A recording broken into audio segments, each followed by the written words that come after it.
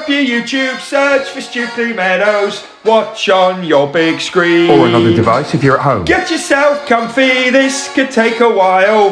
What a happy scene. Something new every day for your long-term memory. This is so exciting, it is nearly time for a Stukeley assembly.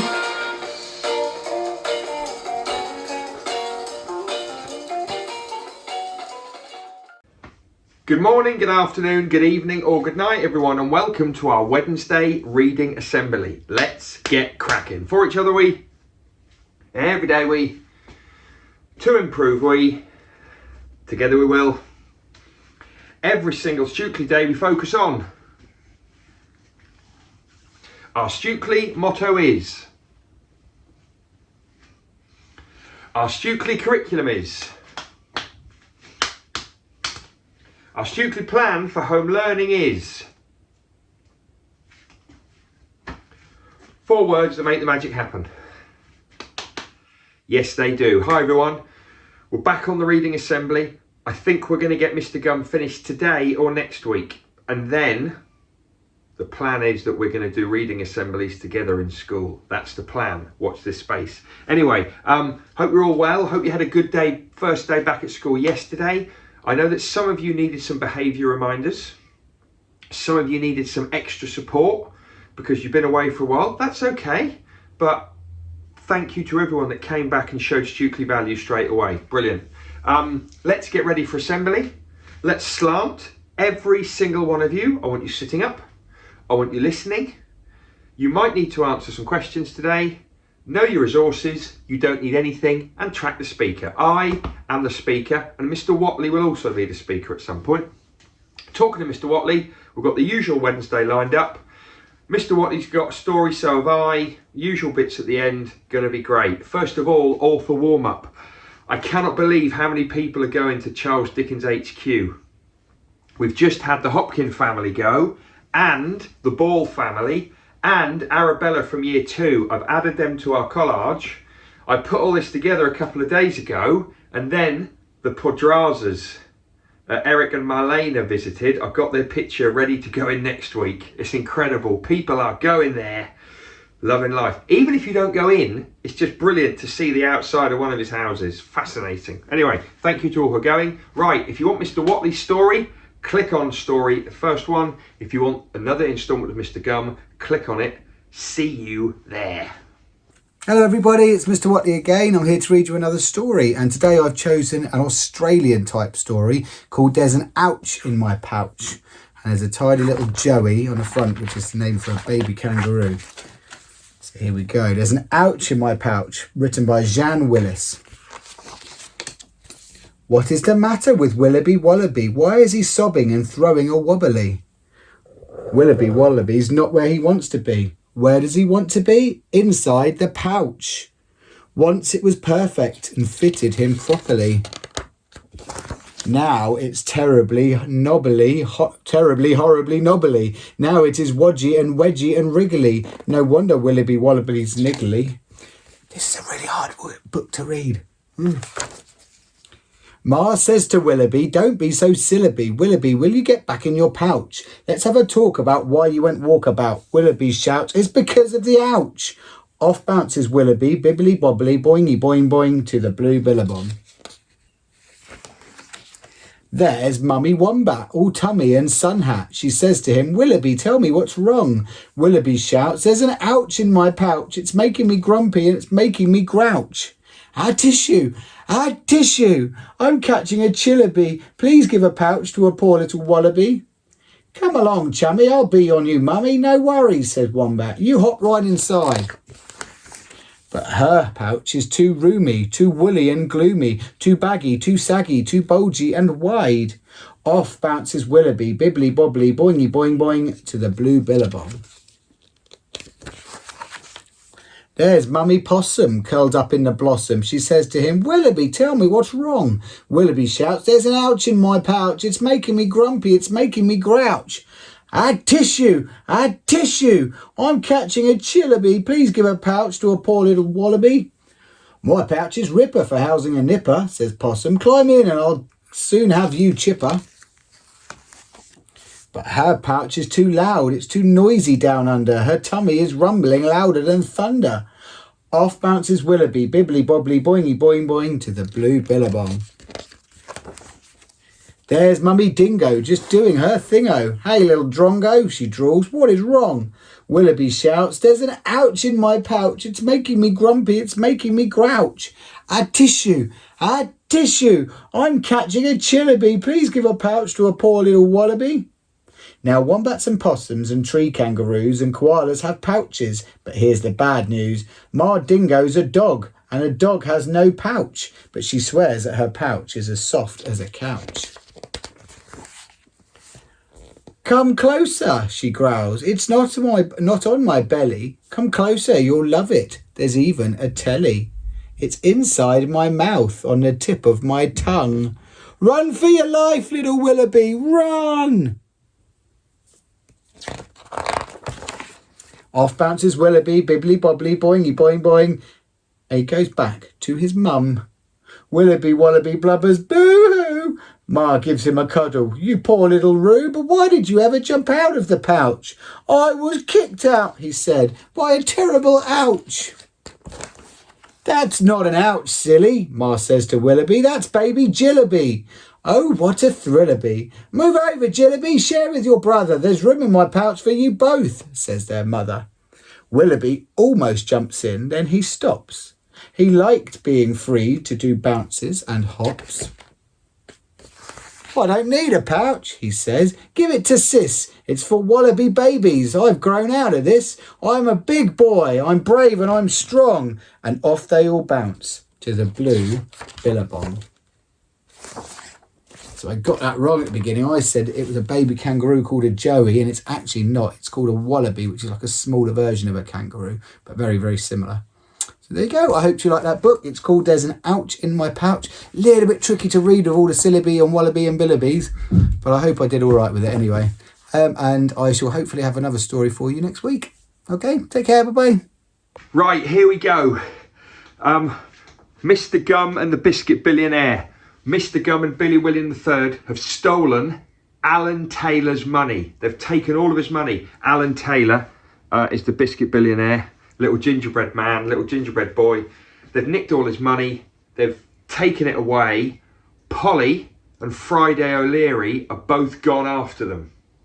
Now, what we know is that all the money's blown away. It's all blown away into the ocean, into the air. But the really stinky French man, Monsieur Bellybutton, he's now come over from France in a boat to get Billy William III and Mr. Gum and take them away to spend the money. This is where we got up to just as Polly has got to the cliff and seen what's happening.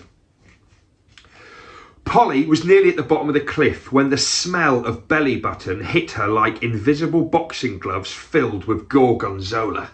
She fell to her knees, clutching her nose in agony, but even so the smell found a way in, bringing tears to her eyes and clouding her thoughts.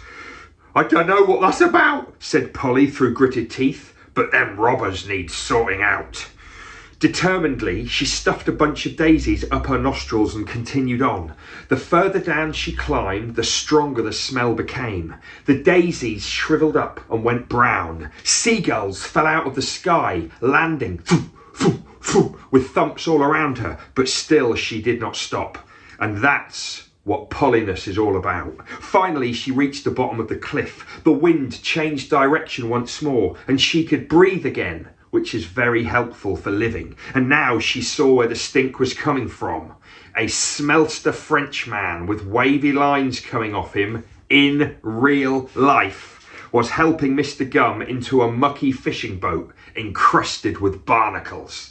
Billy William was already on the boat, the biscuit tin clutched to his scrawny chest. Hey, robbers, shouted Polly. I'm arresting you in the name of the laws. You, spat Mr. Gum, spinning round in fury. How'd you find us, you meddler? We never left no tracks to follow. But even as he spoke, a tenner flew into the air, and Mr. Gum knew the truth of Billy William's laziness. Do you remember that Billy William hadn't put the lid on the biscuit tin properly and all the money blew out? "You idiot!" shouted Mr. Gum. "You muncher!"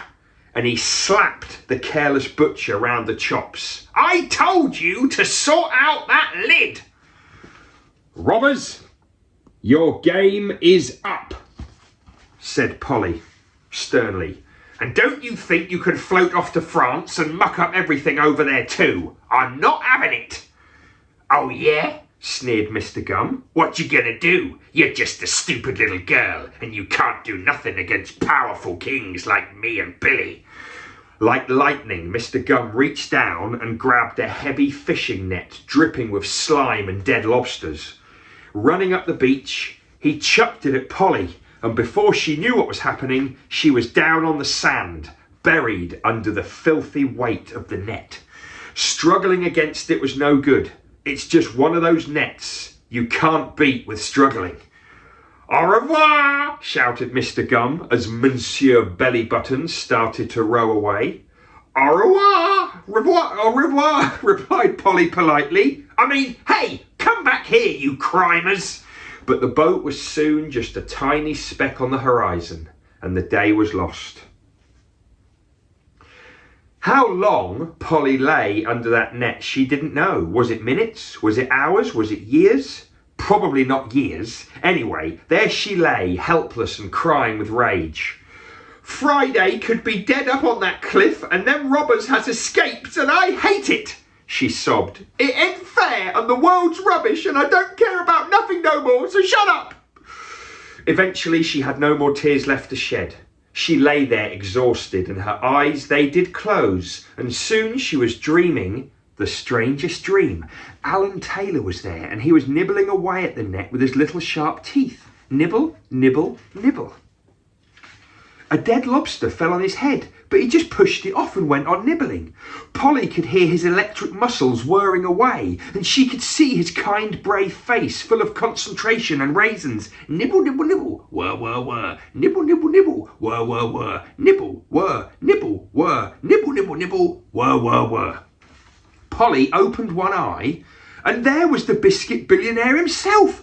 It wasn't a dream after all. Alan Taylor was there. He was standing on the sand with bits of net in his teeth, his doughy body protected from the rain by a miniature Superman cape, which made him look like Batman. "A.T.!" gasped Polly, climbing out of the net. "Is it really you?" "It's me, all right," he said. "I've come to my senses and I got out of bed. And now we're going to catch those robbers." "But how are we going to get to them?" said Polly. "For we ain't got a boat and we can't just swim out there, you insaner." "No," said Alan Taylor, "but I know someone that can swim out there." He gave a high-pitched whistle. And suddenly a face that Polly knew very well came from behind a rock. Not just a face on its own, though. That would be horrible. It had a body attached to it, and Polly knew it well. "I can't believe it," she cried, running up to hug her fat golden friend. It was Jake, the massive whopper of a dog who'd come to help at last. Chapter 9, Hooray for Friendship. Jake gave a happy bark and slobbered all over Polly with joy, and together they had a bit of a romp on the rocks, with tickling and rolling around and woofing and such like. "You know each other?" asked Alan Taylor. "Are you kidding?" said Polly. "Me and Jake, we're friends of old." "How extraordinary," said Alan Taylor. "He followed me all the way here, almost as if he wanted to help." "Yeah," said Polly, stroking Jake's tongue. "He's the cleverest hero dog ever, and he knew we was in troubles." Actually, Jake had just been wandering along looking for insects to eat, but never mind. The important thing was that he was there. Alan Taylor hopped onto his great broad head, and Polly hopped on to his massive whopper back.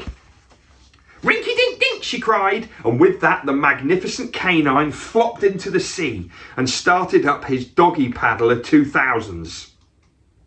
Otherwise known as his legs. Alan Taylor tugged at Jake's ears to steer him, and Polly was in charge of fuel. which meant cramming dog biscuits into his mouth. She'd been carrying around dozens of them in her skirt pocket all summer in case Jake showed up. To be honest, it was a relief to finally get rid of them. Meanwhile, back on the boat, the robbers were just lazing around, doing nothing much. They weren't even rowing, they were just letting the boat drift off the France of its own accord. Billy William was impressing Monsieur Bellybutton by eating a £50 note, and Mr. Gum was looking for dolphins to scowl at. "Aha!" he said, spying a great big one. "Now for some quality scowling." But as it came closer, Mr. Gum saw it wasn't a dolphin at all. It was Jake, carrying his cargo of heroes. And the next moment, the glorious beast erupted from the waters like a furry referee and landed in the boat with an enormous wet crash. His whopper paws went scrabbling about all over the place, and Billy William got hit right in the never you minds. "Ooh!" yelled Billy, and that was him out of action. "Meddlers!" screamed Mr. Gum, grabbing the biscuit tin and reaching for a bashing stick. But Alan Taylor just jumped at him in a frenzy, his Superman cape streaming out behind him. He landed on the biscuit tin and sunk his teeth into Mr. Gum's right hand. "Ah! Shove 'em in whiskers!" wailed Mr. Gum. "That hurts like a rascal." He waved his hand about, trying to get rid of Alan Taylor, but when it came down to it, he was just a lame old coward. And he had to let go. "Whimper," he remarked, retreating to the end of the boat. But there was no place to run, and he couldn't swim. Why couldn't he swim? Because he couldn't be bothered.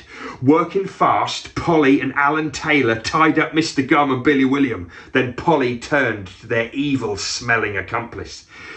"You're a bad one, all right," she said, looking at stinky Monsieur Bellybutton up and down. "But maybe there's hope for you. Get in this thing," she said, and pointed to a medieval catapult that stood in one corner of the boat. Monsieur Bellybutton took one look at Jake's big teeth, and he climbed inside the catapult, sobbing in terror. "Stand back," said Polly, and... spring! Splang! Monsieur Bellybutton shot out of the catapult and over the waves. "No!" he screamed in slow motion, which is French for "No!" We're going to stop there. We'll finish it next week. What a great story. No idea where it's going to end up. See you then.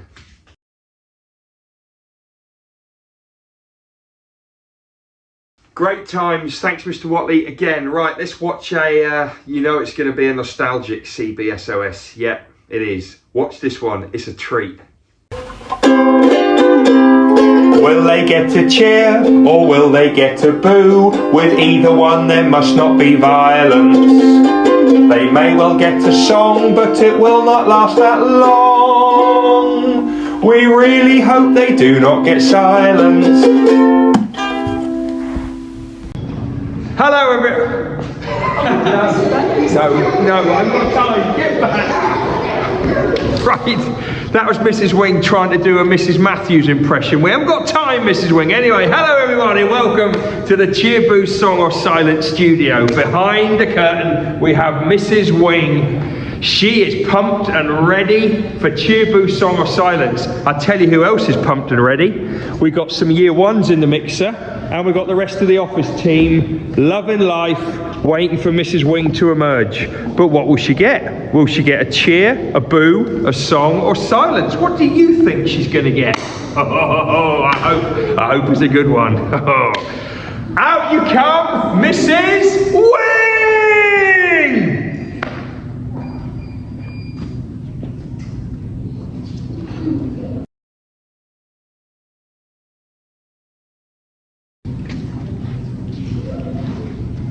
See you next time on Cheer Boo Song or Silence. Will they get a cheer or will they get a boo? With either one there must not be violence. They may well get a song, but it will not last that long. We really hope they do not get silence. Fantastic work, everyone. Right, let's finish up with birthdays and EDK. Hey, hey, hey, it's time to say we've got a Stukeley birthday. Hey, hey, hey, it's time to say we've got a Stukeley birthday. Oh, come on! Happy birthday, Lillian, in year 2. It's your birthday today, Lillian, sorry. I hope you had fun over half term and managed to do some celebrating. Loads more today with your friends, maybe some more at the weekend.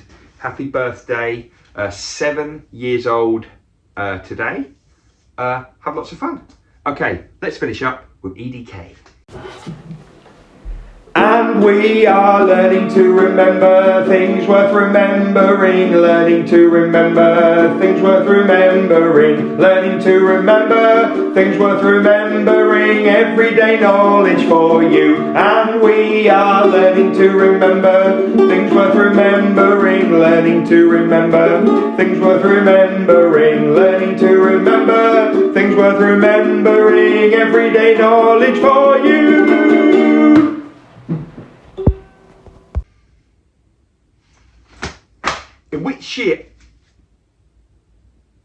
In which year was the Great Fire of London? 1666. In which year was the Battle of Hastings? 1066. In which year did England men win the Football World Cup? 1966. That's right, they beat West Germany in the final at Wembley 4-2. Hat-trick by Jeff Hurst. Well done. In which year did Guy Fawkes attempt the gunpowder plot? 1605. In which year did the First World War begin and then end?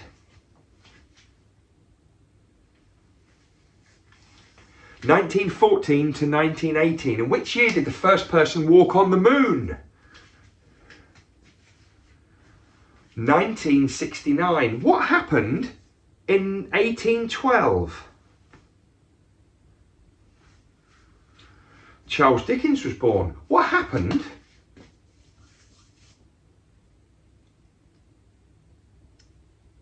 in 1314? The Battle of Bannockburn. Well done. Okay, name the piece of art. Not the artist, the piece of art. That's right, Bush Tucker. Name the piece of art. Aids of the North. Name the piece of art. The Weeping Woman. Name the piece of art. Campbell's Soup Cans. Name the piece of art. The Scream. Brilliant.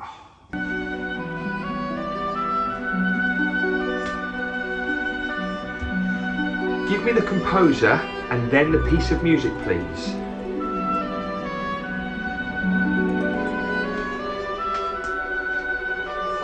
Tchaikovsky, and it's Swan Lake, Act 2, Part 10, or number 10.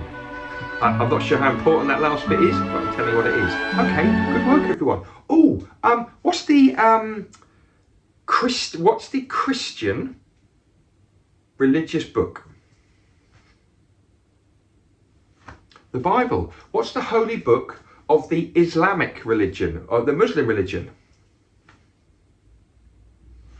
The Quran. And the Hindu holy book? The Vedas. And the Jewish holy book? The Torah. Well done. What is the largest planet in the solar system? Jupiter.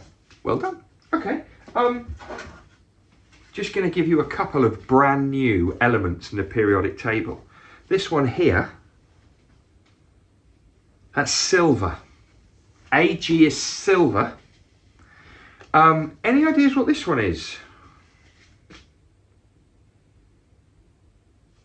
That's gold. AU is gold. Can anybody tell me the name of the element, another element that also begins with A as its symbol?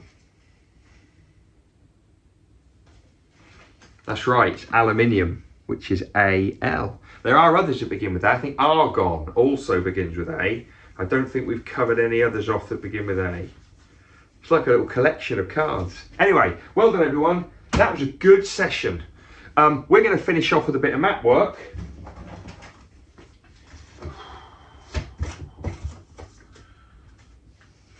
You're going to like this. I think you're going to like it anyway. What I'm about to do is I'm going to show you some flags. You need to look at the flag, work out the country, and then tell me the number of the country on the map. Sound good? It's going to be incredible. Okay, I'll say that one more time. Look at the flag, work out the country, and then you tell me the number of the country on the map. Okay, here's the first one. Work out the country, find the number on the map, wait for it, wait for it, wait for it. That's right, it's Germany, which is number 10. Here's the flag. Work out the country, wait for it. That's right, it's Spain and it's number 7. There's the flag.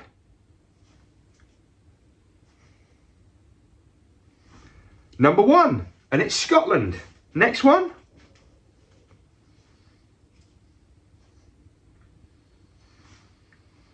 That's Finland and it's number 14. Just a reminder, Finland is where Mulka comes from. Yes, it does. Okay, here's another one.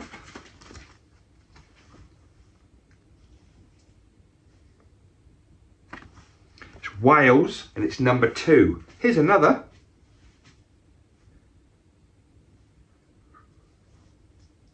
It's Denmark and it's number 16. Here's your last one.